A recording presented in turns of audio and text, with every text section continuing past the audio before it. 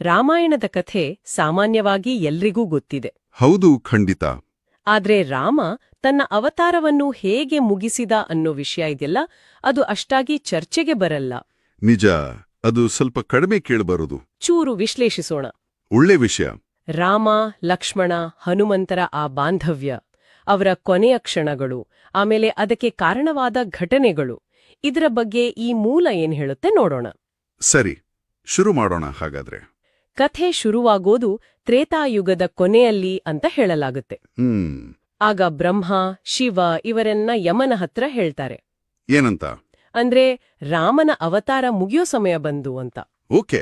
ಆದರೆ ಇಲ್ಲೊಂದು ಸಮಸ್ಯೆ ಇತ್ತು. ಏನ್ ಸಮಸ್ಯೆ? ರಾಮನ ಅತಿ ನಿಷ್ಠಾವಂತ ಭಕ್ತ ಹನುಮಂತ ಕಾವಲಿದ್ದ. ಆತ ಇರೋವಾಗ ಯಮ ಅಯೋಧ್ಯೆ ಒಳಗೆ ಕಾಲಿಡೋಕೆ ಸಾಧ್ಯನೇ ಇರ್ಲಿಲ್ಲ. ಹೌದು, ಹನುಮಂತನ ಶಕ್ತಿನೇ ಅಂಥದ್ದು. ಇಲ್ಲಿ ನೋಡಿ, ಇದೇ ಒಂದು ಸ್ವಾರಸ್ಯಕರವಾದ ತಿರುವು. ಹನುಮಂತನ ಆ ಅಚಲ ಭಕ್ತಿಯೇ ಒಂದು ರೀತಿ ದೈವ ಸಂಕಲ್ಪಕ್ಕೆ ಅಡ್ಡಿಯಾಗಿ ನಿಂತಾಗೆ ಆಯಿತು. ಓ ಹೌದಾ? ಆಗ ಶಿವನೇ ಅಂತೂ ರಾಮನ ಕನಸಲ್ಲಿ ಬಂದು ಹೇಳ್ತಾನೆ.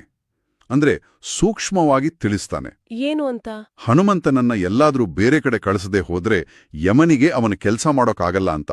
ಅಬ್ಬಾ, ಆಗ ರಾಮ ಏನ್ ಮಾಡಿದ? ಹೌದು, ಆಗ ರಾಮ ಒಂದು ಉಪಾಯ ಮಾಡ್ತಾನೆ. ಏನು ಉಪಾಯ? ತನ್ನ ಬೆರಳಲ್ಲಿದ್ದ ಉಂಗುರವನ್ನೇ ಉದ್ದೇಶಪೂರ್ವಕವಾಗಿ ನೆಲದಲ್ಲಿದ್ದ ಒಂದು ಸಣ್ಣ ರಂಧ್ರಕ್ಕೆ ಬೀಳಿಸ್ತಾನೆ. ಓ, ಆಮೇಲೆ ಹನುಮಂತನಿಗೆ ಹೇಳ್ತಾನೆ, ಹೋಗಿ ತಗೊಂಡ್ ಬಾ ಅಂತ. ಹನುಮಂತ ಇಷ್ಟೇನಾ ಪ್ರಭು ಅಂತ ಸಣ್ಣ ರೂಪ ತಗೊಂಡು ಆ ರಂಧ್ರದ ಒಳಗೆ ಹೋಗ್ತಾನೆ. ಹೌದು, ಆದ್ರೆ ಆ ರಂಧ್ರ ಅವನನ್ನು ಎಲ್ಲಿಗೆ ಕರ್ಕೊಂಡು ಹೋಯ್ತು ಗೊತ್ತಾ? ಎಲ್ಲಿಗೆ? ನೇರವಾಗಿ ಪಾತಾಳ ಲೋಕಕ್ಕೆ. ಪಾತಾಳಕ್ಕ? ಅಲ್ಲೇನಾಯ್ತು? ಅಲ್ಲಿ ಅವನು ನಾಗರಾಜನನ್ನು ಭೇಟಿ ಮಾಡ್ತಾನೆ. ಉಂಗುರದ ಬಗ್ಗೆ ಕೇಳ್ತಾನೆ. ಆಗ ವಿಷಯ ನಿಜವಾಗ್ಲೂ ಗಂಭೀರ ಆಗುತ್ತೆ. ಹೇಗೆ? ನಾಗರಾಜ ಹನುಮಂತನನ್ನು ಒಂದು ಗುಹೆಗೆ ಕರ್ಕೊಂಡು ಹೋಗ್ತಾನೆ. ಅಲ್ಲಿ ನೋಡಿದ್ರೆ ಏನು? ಲಕ್ಷಾಂತರ ಉಂಗುರುಗಳು ರಾಶಿ ಬಿದ್ದಿರ್ತವೆ.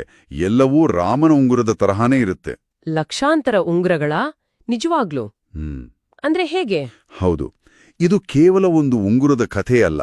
ಆ ಲಕ್ಷಾಂತರ ಉಂಗುರಗಳು ಅಂದ್ರೆ ಅದು ಕಾಲಚಕ್ರದ ಸಂಕೇತ. ಕಾಲಚಕ್ರದ ಸಂಕೇತನಾ? ಹೌದು. ಪ್ರತಿ ಕಲ್ಪದಲ್ಲೂ ರಾಮನ ಅವತಾರ ಹೀಗೆಯೇ ನಡೆಯುತ್ತೆ, ಹೀಗೆಯೇ ಉಂಗುರ ಬೀಳುತ್ತೆ ಅನ್ನೋದರ ಸೂಚನೆ ಅದು. ಓ. ನಾಗರಾಜನೇ ಸತ್ಯ ಹೇಳ್ತಾನೆ. ನೀನು ಅಡ್ಡಿಪಡಿಸ್ತೀಯಾ ಅಂತ ರಾಮನೇ ನಿನ್ನನ್ನು ಇಲ್ಲಿಗೆ ಕಳಿಸಿ ತಾನು ಅವತಾರ ಮುಗಿಸೋಕೆ ಹೊರಟಿದ್ದಾನೆ ಅಂತ. ಅಯ್ಯೋ, ಹಾಗಾದರೆ ಹನುಮಂತ ಪಾತಾಳದಲ್ಲಿರುವಾಗಲೇ? ಹೌದು. ಅದೇ ಸಮಯ ನೋಡಿ ಯಮ ಏನ್ ಮಾಡ್ತಾನೆ. ಒಬ್ಬ ಋಷಿಯ ವೇಷದಲ್ಲಿ ಅಯೋಧ್ಯೆಗೆ ಬರ್ತಾನೆ. ಋಷಿ ವೇಷದಲ್ಲ? ರಾಮನ ಜೊತೆ ಏಕಾಂತದಲ್ಲಿ ಮಾತಾಡ್ಬೇಕು ಅಂತ ಕೇಳ್ತಾನೆ. ಜೊತೆಗೆ ಒಂದು ಷರತ್ತು ಕೂಡ ಹಾಕ್ತಾನೆ. ಏನು ಷರತ್ತು? ನಮ್ಮ ಮಾತುಕತೆ ಮಧ್ಯ ಯಾರಾದ್ರೂ ಬಂದ್ರೆ ಅವರಿಗೆ ಮರಣದಂಡನೆ ವಿಧಿಸಬೇಕು ಅಂತ. ಹಬ್ಬ, ಕಠಿಣ ಷರತ್ತು. ರಾಮ ಒಪ್ಪಿದ್ನಾ? ಹೌದು, ರಾಮ ಒಪ್ಕೋತಾನೆ, ಮಾತು ಕೊಡ್ತಾನೆ. ಆಮೇಲೆ ಲಕ್ಷ್ಮಣನಿಗೆ ಹೇಳ್ತಾನೆ, ನೀನು ದ್ವಾರಪಾಲಕನಾಗಿ ನಿಂತ್ಕೋ, ಯಾರನ್ನೂ ಒಳಗೆ ಬಿಡ್ಬೇಡ ಅಂತ. ಸರಿ. ಎಲ್ಲ ಸರಿ ಹೋಗ್ತಿದೆ ಅಂದಾಗ ಅಲ್ಲೇ ಬರ್ತಾರೆ ನೋಡಿ ಕೋಪಿಷ್ಟ ದುರ್ವಾಸ ಮುನಿಗಳು. ದುರ್ವಾಸರ?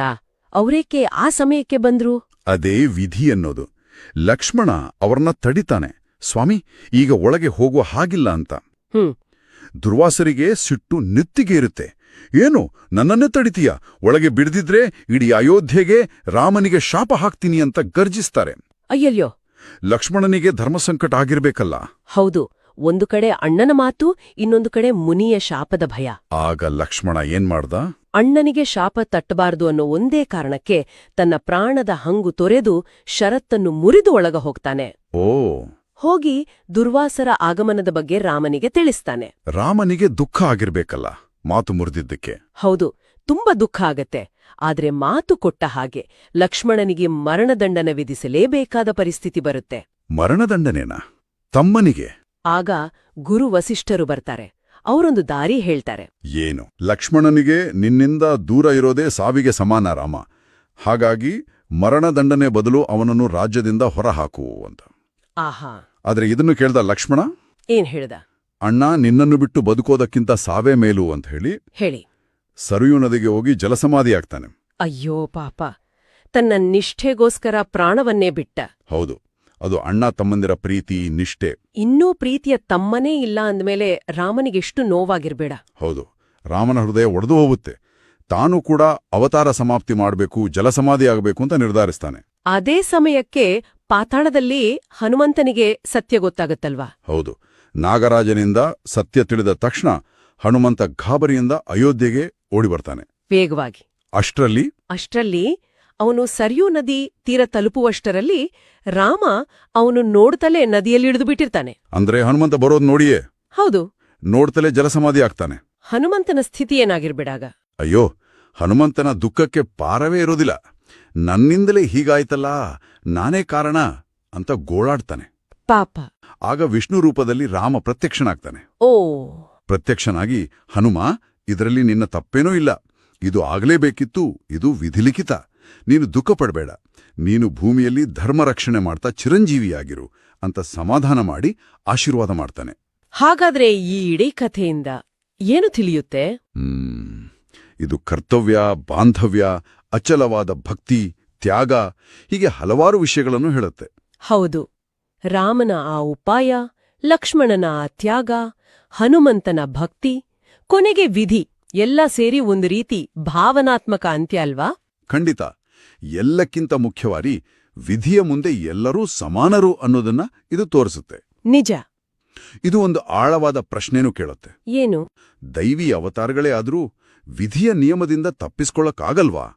ಮತ್ತೆ ಕರ್ತವ್ಯ ಮತ್ತು ವೈಯಕ್ತಿಕ ಸಂಬಂಧಗಳು, ಇದರ ನಡುವಿನ ಸಂಘರ್ಷವನ್ನು ಹೇಗೆ ಅರ್ಥ ಮಾಡ್ಕೊಳ್ಳೋದು? ಹೌದು, ಇದು ಕೇಳುಗರು ಖಂಡಿತ ಯೋಚಿಸಬೇಕಾದ ವಿಷಯ. ತುಂಬಾನೇ ಆಳವಾದ ಕಥೆ ಇದು.